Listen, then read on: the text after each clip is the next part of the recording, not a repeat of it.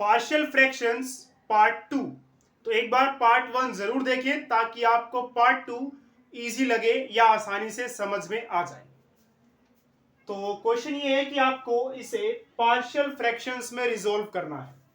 तो जैसा मैंने आपको बताया कि इस चैप्टर में मैं आपको अलग अलग तरह के क्वेश्चंस कराऊंगा, जिससे आपको अपने आप आइडिया होने लगेगा कि क्वेश्चन अगर एग्जाम में आता है तो उसको किस तरह से किया जा सकता है। अब देखिए, अगर एग्जाम में कुछ इस तरह क्वेश्चन आपको दिखाई दे और आपको इसके पार्शियल फ्रैक्शंस बनाने हैं, तो सबसे पहला स्टेप ये देखेंगे कि ये प्रॉपर फ्रैक्शन है या नहीं। प्रॉपर फ्रैक्शन कैसे पहचानते हैं? ऊपर जो आपका पॉलिनोमियल है उसकी पावर देखिए, एक्स की सबसे बड़ी पावर कितनी है 1, और नीचे एक्स की पावर कितनी है 2, सबसे बड़ी पावर कितनी है 2। बड़ी वाली देखनी है, एक्स की पावर यहां पर 1 भी है पर इसको नहीं देखना है। सबसे बड़ी पावर एक्स की 2 है नीचे, और ऊपर एक्स की सबसे बड़ी पावर है 1। जब भी ऊपर वाले वेरिएबल की पावर नीचे वाले के वेरिएबल से कम रहे उसकी पावर से, तो वो प्रॉपर है। तो इसकी पावर है 1, इसकी पावर है 2, तो ऊपर वाले वेरिएबल की जो सबसे बड़ी पावर है वो है 1, और नीचे जो वेरिएबल आपके पास x, उसकी पावर सबसे बड़ी कितनी है 2, तो ऊपर वाले की पावर नीचे वाले से हो गई कम, इसलिए ये प्रॉपर फ्रैक्शन है। अब क्या करना है आपको? प्रॉपर फ्रैक्शन तो पहचान लिया आपने।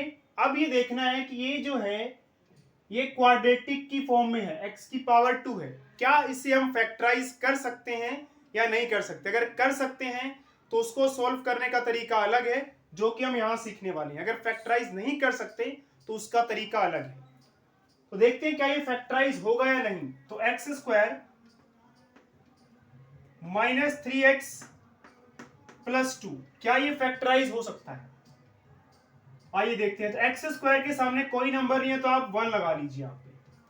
अब यहाँ पे पहला नंबर है 1 और यहाँ पर है 2, तो 1 और 2 को मल्टीप्लाई कर दें। 1 यहाँ का नंबर, 2 यहाँ का नंबर, मल्टीप्लाई करने के बाद आ रहा है 2।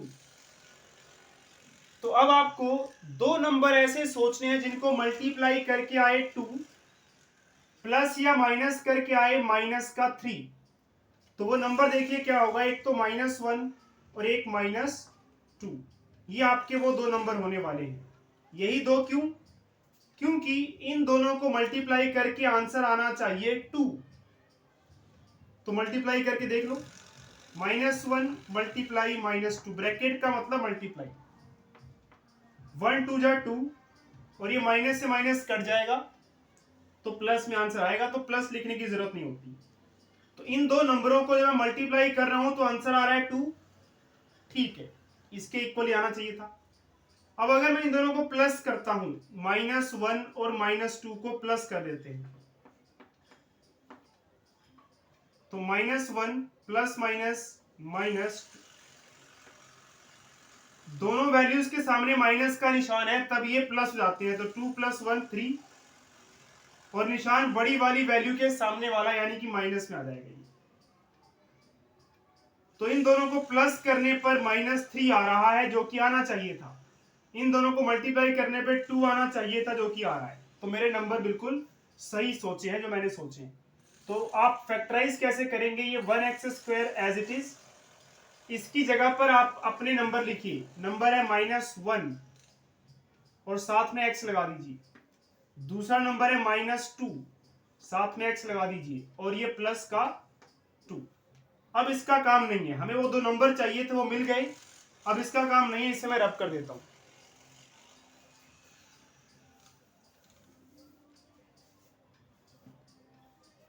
अब क्या करना है, इसमें से आपको कॉमन निकालना और इसमें से कॉमन निकालना है। x इसके पास भी है, x इसके पास भी है, तो कॉमन क्या आएगा x। 1 इसके पास भी है, 1 इसके पास भी है, 1 भी कॉमन आ जाएगा। तो यहां से 1 और x आपने बाहर निकाल लिया, 1 बाहर आ गया, x बाहर आ गया। यहाँ पे x² था, 2x थी, एक x बाहर आ गया, एक x अंदर रह जाएगा।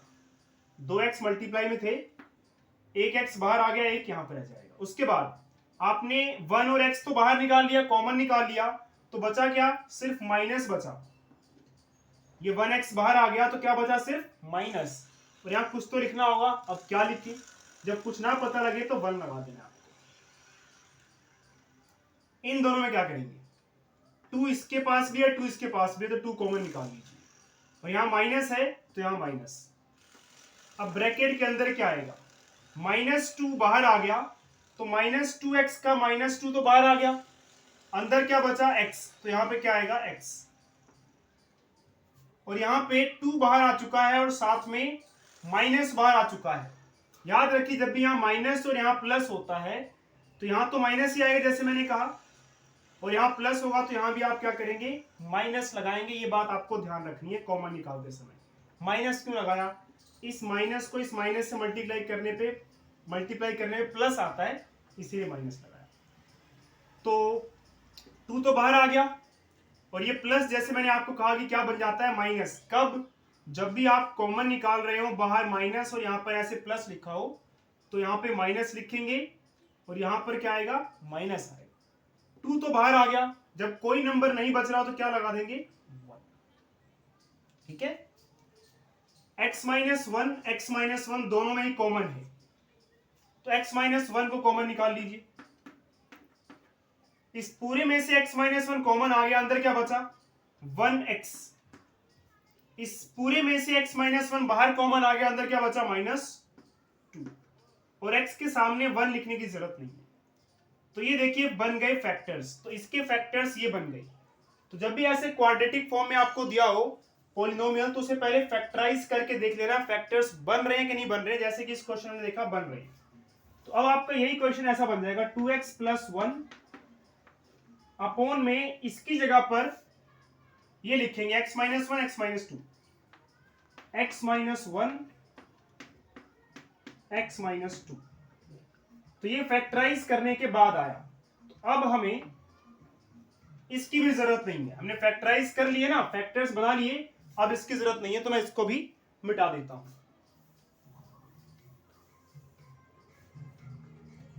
यानी कि हमारा क्वेश्चन अब ऐसे से ऐसे बन गया है। तो इसे अब आप क्या लिखेंगे, पार्शियल फ्रैक्शन की फॉर्म में a अपॉन में x minus 1 plus b upon में x माइनस 2। अगले स्टेप में आपको वही करना है जो हमने फर्स्ट वाले पार्ट में किया था, इस पूरी चीज को यहां मल्टीप्लाई में भेजिए। तो 2x plus 1 is equal to, ये पूरी चीज यहां आके इससे मल्टीप्लाई हो जाएगी, x माइनस 1 x माइनस 2, ये पूरी चीज यहां जाके इससे मल्टीप्लाई होगी, इससे किससे, a upon x minus 1 plus b upon x minus 2 से। अब जब आप इससे इसको मल्टीप्लाई करेंगे देखिए, तो ये इससे कैंसिल हो जाएगा। जब आप इस पूरे को इससे मल्टीप्लाई करेंगे तो x माइनस 1 कैंसिल, तो क्या बचा, x माइनस 2 और a बचा। मैं रिपीट कर रहा हूं, जब आप इस पूरे को इससे मल्टीप्लाई करेंगे तो x माइनस 1 से x minus 1 cancel, x minus 2 as it is, ये a एज इट इज। अब इसी को आपको मल्टीप्लाई करना है इससे भी। जब आप इस पूरे को इससे मल्टीप्लाई करेंगे तो x माइनस 2 से x माइनस 2 कैंसिल, क्या बचेगा, x माइनस 1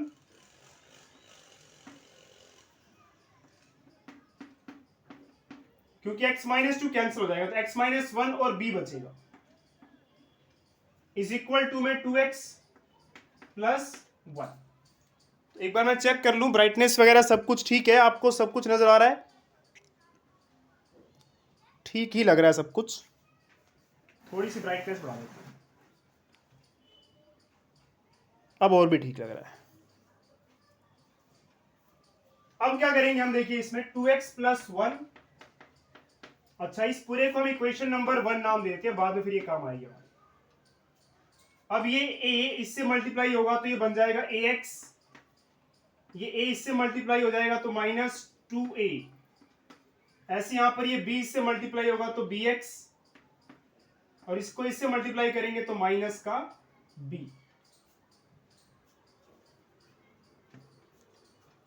आगे देखिए क्या होगा,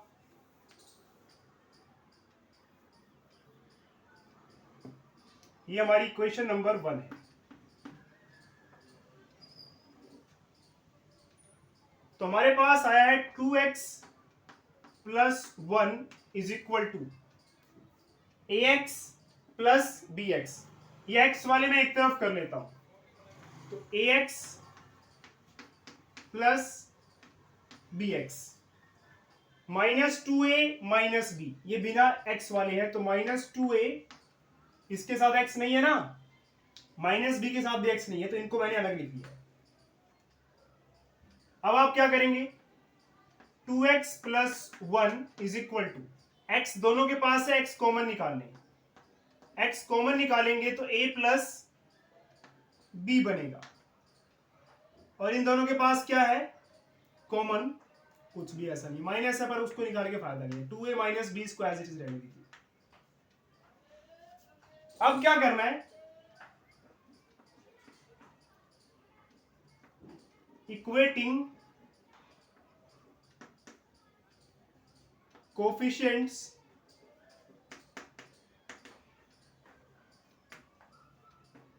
of x and constant term.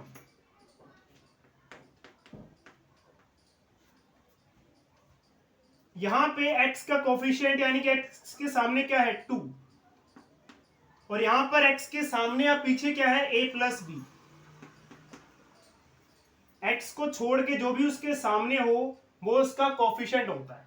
यहां भी x के सामने या पीछे, सामने इसके कुछ नहीं है तो 1 तो है ही है, बट 1 मल्टीप्लाई में हो या ना हो फर्क ही नहीं पड़ता, तो 1 मैंने इसलिए लिखा नहीं है। तो x के साथ जो भी आपको मल्टीप्लाई में नजर आएगा वो उसका कोफिशिएंट होता है। x के साथ यहाँ पे 2 मल्टीप्लाई में है, x के साथ यहाँ पे a प्लस बी मल्टीप्लाई में है, आगे है पीछे है उससे फर्क नहीं पड़ता, मल्टीप्लाई वाली चीज को चाहे आगे लगाओ चाहे पीछे लगाओ। तो x के साथ जो इनके कोफिशिएंट्स थे उनको इक्वल कर दिया मैंने। ये बिना x वाला है, बिना x वाला ये 1 है, और यहां बिना x वाले हैं 2 माइनस का 2a माइनस b। ये इक्वेशन नंबर 3 और इक्वेशन नंबर 3 कह रहा हूं 2, और इसे इक्वेशन नंबर 3 नाम दे देते हैं। अब आप क्या कहिए, इसको एलिमिनेशन मेथड से सॉल्व कर देते हैं, इन दोनों को ऐड कर देते हैं। जैसे आप ऐड करेंगे 2 प्लस 1 3, यहां कुछ नहीं मतलब 1 है, 2 के सामने माइनस 1 एज इट इज, 2 के सामने अगर माइनस है, 1 के सामने कोई निशान नहीं मतलब प्लस है।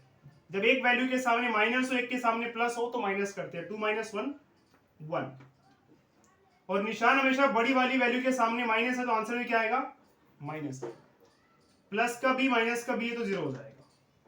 तो हमें ए और बी तो निकालना था, देखिए ए आ गया हमारे पास, इस माइनस 1 को डिवाइड में शिफ्ट कर दीजिए, 3 upon minus 1 is equal to a आ गया। ए की वैल्यू ये माइनस है, इस माइनस को हम ऊपर लगा सकते हैं, तो -3 और नीचे डिवाइड वाले 1 को लिखने की जरूरत नहीं है, डिवाइड या मल्टीप्लाई में 1 नहीं लिखते हैं तो भी चलेगा। ए की वैल्यू आ गई -3, ए आ गया, अब बस बी निकालना रह गया। चलिए बी निकाल लेते हैं फटाफट से एक बार, विजिबल है सब कुछ। क्या ना कि मौसम चेंज होता रहता है तो ब्राइटनेस घट जाती है, क्योंकि मैं बल्ब की रोशनी यूज नहीं करता, natural sunlight.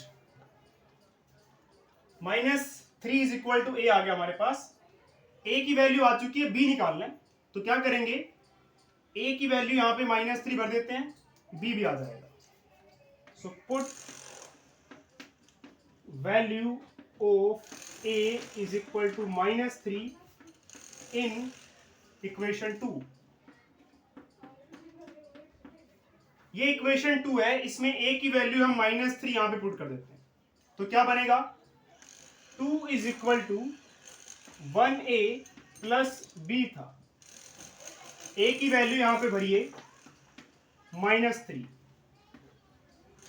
Plus b as it is, 2 is equal to 1 into 3 ये माइनस प्लस बी, इस -3 को यहां ले जाइए, 2 plus 3 is equal to b, यानी कि 2 प्लस 3 यानी कि 5 हो गया, तो बी की वैल्यू आ गई 5। बस क्वेश्चन सोल्व, ए भी आ चुका, बी भी आ चुका, वही हमें निकालना होता है। तो चलिए फाइनल आंसर लिखते हैं।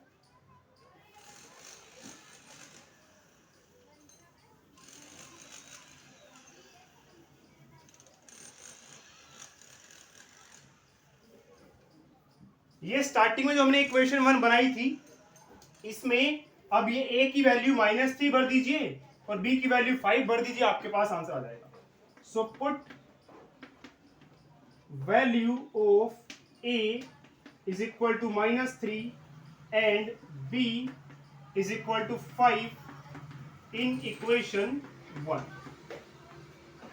सो 2x प्लस 1 अपॉन में x minus 1 x minus 2 is equal to a की वैल्यू -3 भर दीजिए यहाँ पे,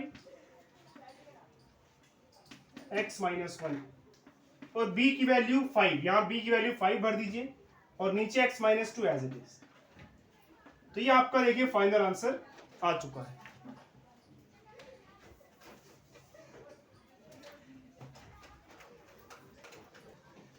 और आप चाहें तो इसे थोड़ा चेंज करके लिख सकते हैं, यानी कि 2x प्लस 1 अपॉन में x माइनस 1 x माइनस 2, आप इसे पहले लिख दें plus 5x minus 2 minus 3x minus 1, कोई फर्क नहीं पड़ता और आगे प्लस लिखने की जरूरत होती नहीं है। आंसर ये भी है, ये भी, जैसे मर्जी लिखिए, दोनों ही सही है।